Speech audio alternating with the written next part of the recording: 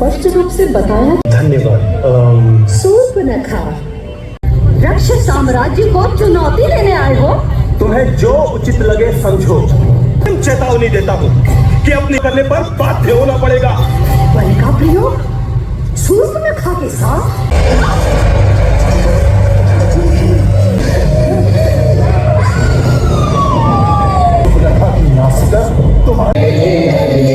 तो स्वागत है आपका फिर से एक नए ब्लॉग में। और आज मैं आपको लेके जाऊंगा मेले में।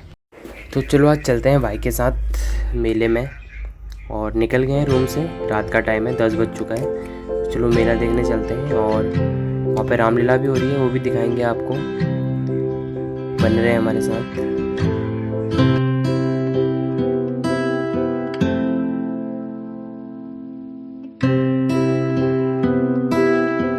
तो रूम से थोड़ा सा ही आगे है, स्कूटी से जा रहे हैं अभी हम, 2 लोग हैं साथ।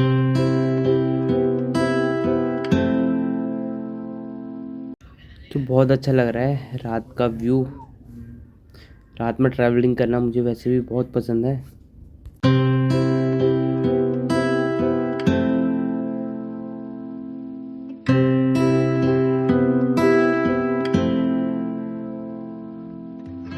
तो ऑलमोस्ट पहुंचने ही वाले हैं वहाँ पे। आप देख सकते हैं यहाँ पर ट्रैफिक कितना है, कितनी भीड़ लगी है। सब लोग इधर उधर जा रहे हैं, तो बहुत भीड़ लगी है। तो पहुंच गए हैं वहाँ पे। अभी हम पार्किंग के लिए जगह ढूंढ रहे हैं कि स्कूटी कहाँ पे पार्क करें। तो चलो आगे चलते हैं, कहीं भी जगह मिलती है तो वहीं पे पार्क करते हैं स्कूटी। फिर दिखाते हैं आपको अंदर मेला।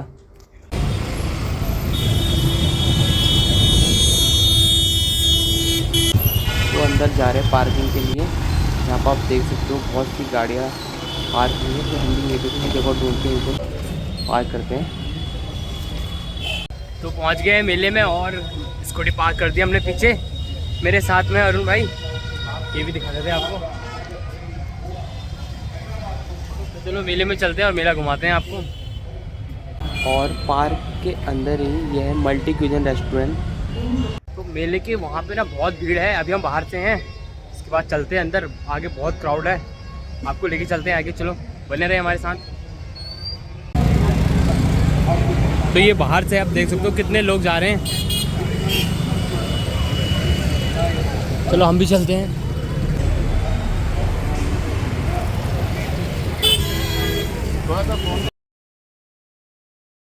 ये देखो मेले की चहल पहल।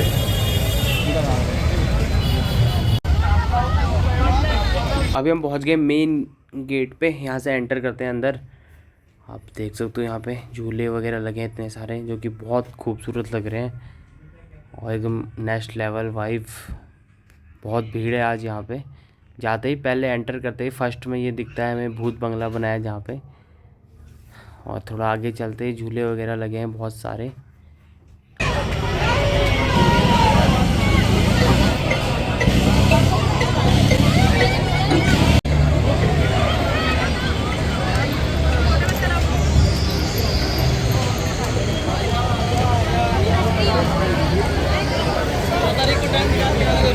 हाँ 2 तारीख को। जो मेले में जो 4 चाल लगाने वाली चीज़ें ना, वो ये झूले ही होते हैं। देख सकते हो आप कितने प्यारे लग रहे हैं। और जो लाइट लगी है वो भी बहुत अच्छी लग रही है। देख सकते हो यहाँ कितने डिफरेंट तरीके झूले हैं। हर कोई एंजॉय कर रहा है, हर कोई मस्त है। और भीड़ तो बहुत भीड़ है। तो ये गेम ऐसा है ना, मैं जहाँ भी चीज़ भी मेले में जाता हूँ तो मुझे दिख ही जाता है ये वाला गेम। तो आप कमेंट में बताना आपने भी ये गेम खेला है और आप इसमें कभी कुछ जीते हो। तो उसके बाद यहाँ पे रामलीला भी हो रही है। तो हम पहुँच गए हैं रामलीला देखने के लिए। नहीं था, वनवास की अवधि पूर्ण होने से पूर्व हम अयोध्या नहीं लौट सकते। ऐसा करना पिताश्री के वचनों की अवहेलना करना होगा।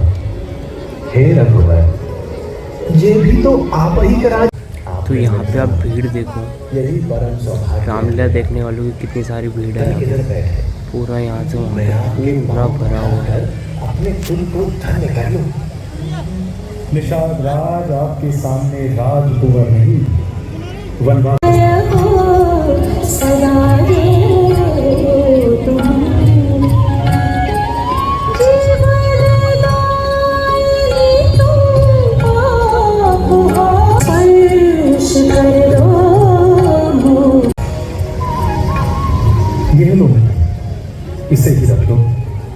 क्या है रघुनाथ?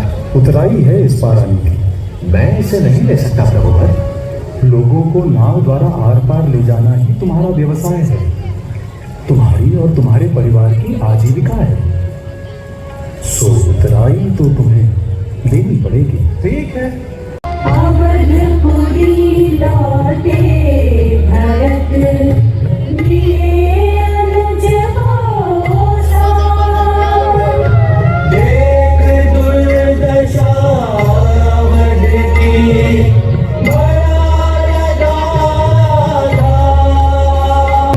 यह कलंक।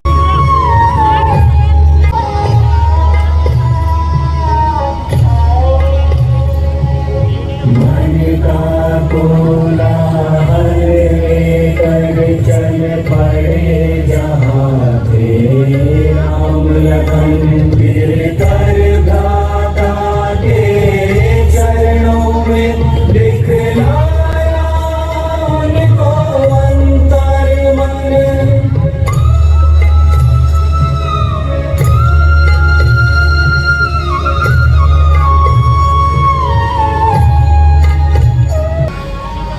मैं आपके वनवास का कारण नहीं, उसका कर्ता हूं। माताओं के वैधव्य का अपराधी हूं मैं।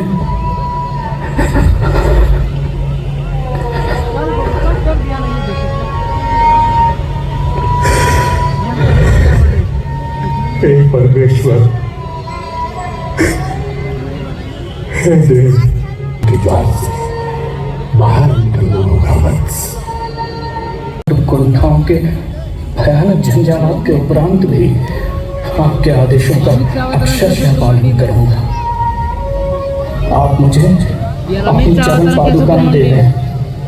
मैं उन्हें सिंहासन पर रखकर आपके लौटने तक आपके प्रतिनिधि के रूप में राजकाज के दायित्व का निर्वाह कर लूंगा। ये कैसा विचित्र प्रस्ताव है अनुज? वत्स, तर्क वितर्क से कोई लाभ नहीं है। भरत को तुम्हारे पास लाने के लिए भी बहुत प्रयत्न करने पड़े हैं। अन्यथा पिता के अंतिम संस्कार के पश्चात भरत संन्यास लेने की ठान चुके थे। मेरे विचार से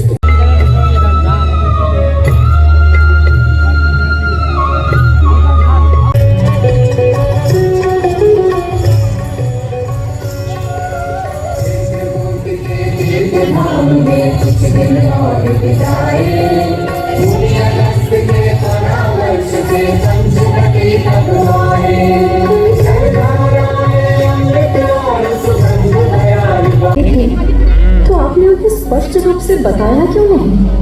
आप श्री राम और जानकी जी को इन कष्टों और आपदाओं से बचा सकते थे। पार्वती, अलौकिक शक्तियों के माध्यम से भविष्य को देख पाना संभव है, परंतु घटनाक्रम में हस्तक्षेप न संभव है न वांछित।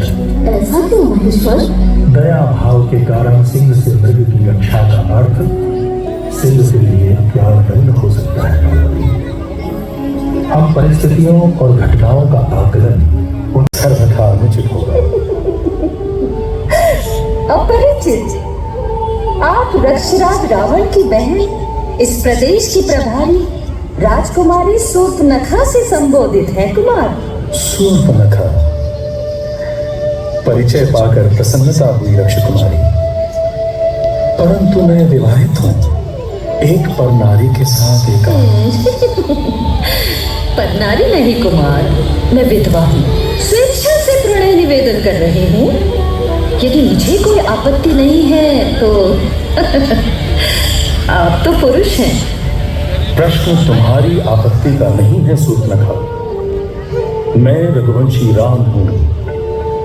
राक्षस विराट का वध करते समय मैंने प्रतिज्ञा की थी कि रक्ष वंश एवं रक्ष संस्कृति को समूल समाप्त कर दूंगा।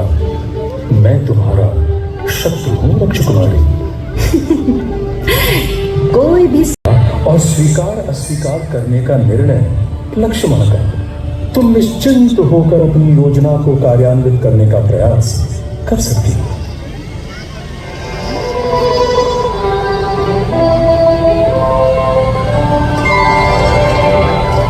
कुमार लक्ष्मण, इस कृत्रिम मध्यस्थता का क्या अर्थ लगाऊं? धन्यवाद। सूर्पनखा, धन्यवाद। इस विस्तृत परिचय के लिए भी धन्यवाद। धन्यवाद किस लिए सुकुमार? अभी तो इस परिचय का और अधिक विस्तार होना है। इसे मित्रता में, प्रगाढ़ मित्रता में ढलना है। मन की आकांक्षाओं और उन्माद की क्षितिज तक जाना है। राजकुमारी, मैं भ्राता राम और माँ सीता की आज्ञा के बिना सामने सरोवर तक नहीं जाता। क्षितिज तक जाना तो चिंता ना करो कुमार, ज्येष्ठ श्री की सहमति से ही मैं उन्हें त्याग कर तुम्हारे पास आई हूँ। आओ कुमार, आओ। मुझे तुम्हारी इस वासना से घृणा हो रही है। अपनी वासना की पूर्ति के लिए अपने ही जैसे किसी कामुक राक्षस को खोजो। जाओ यहां से अभी, इसी क्षण। रक्षराज ठीक कहते हैं, तुम दोनों का ये तापस वेश एक आडंबर मात्र है। तुम विश्वामित्र और अगस्त्य जैसे मुनियों के रक्ष विरोधी विचारों और योजनाओं को कार्य रूप देने आए हो। रक्ष साम्राज्य को चुनौती देने आए हो। तुम्हें जो उचित लगे समझो, बस मेरी दृष्टि से ओझल हो जाओ। इसी में तुम्हारा हित है। अपने राज्य से प्रताड़ित निष्कासित 2 वनवासियों का ऐसा दुस्साहस कि रक्षराज के प्रभारी का तिरस्कार करें, उसे अपमानित करें। उस वनवासिनी पर बड़ा घमंड है ना तुम दोनों को। मैं अभी उसको परलोक पहुंचाती हूँ। आप भीतर जाए माता। लक्ष्मण के रहते तुम माता सीता की परछाई को भी स्पर्श नहीं कर पाओगे। मैं तुम्हें अंतिम चेतावनी देता हूं कि अपनी राक्षसी वृत्ति के साथ इसी क्षण यहां से चली जाओ, अन्यथा मुझे बल का प्रयोग करने पर बाध्य होना पड़ेगा। बल का प्रयोग? सूर्पनखा के साथ?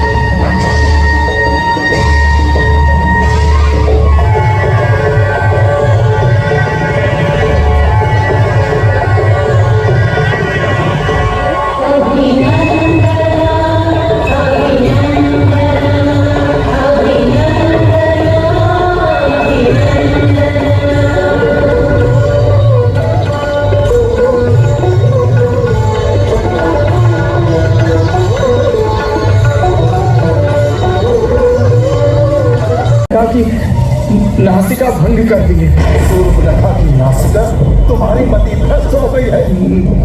मैं सत्य कह रहा हूँ रक्षराज, और परम प्रतापी खर और दूषण का वध कर डाला है। खर तो शक्ति का स्वामी ही कर सकता है, तो क्या जिन भविष्यवाणियों को मैं अनर्गल प्रलाप मानता था वे सच होने